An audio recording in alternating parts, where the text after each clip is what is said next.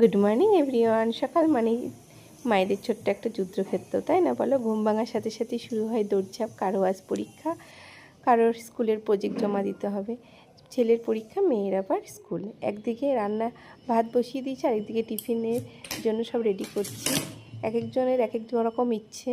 কেউ খাবে রুটি আর আলু ভাজা, কেউ খাবে তোমার ওটসের প্যানকেক, না হলে চলবেই না। মা তখন এক হাতে খুন্তি আর এক হাতে জল ভর্তি বোতল। মাঝে মাঝে মনে হয় তিনি যেন একটা পুরো একটা টিম, আর রান্নাঘরটা মনে হয় তখন হোটেল। নানান জনের নানান রকম আবদার। মাঝে মাঝে মনে হয় তিনি যেন একাই পুরো একটা টিম হয়ে নেমে পড়েছে। নিজে চা তো খাই না সকালবেলায়, এই নিয়ে সকালটা আমার শুরু হয়ে যায় যুদ্ধক্ষেত্রে। এই সকালের বেলায় ব্যস্ততার মধ্যে লুকিয়ে থাকে আমাদের মায়েদের মতো ভালোবাসা। বলো, মায়েদের ভালোবাসা। চলো, এরকম কড়াই তো প্যানকে বসিয়ে দিয়েছি, তেলের অল্প সামান্য দিয়ে দিয়েছি, ওটসের প্যানকেকটাও দিয়ে দিয়েছি। আর কি বলো তো, এই ছোট ছোট যুদ্ধগুলো আসল পরিবারের বড় সুখের কারণ, তাই না বলো? কেমন লাগলো জানিও। টাটা।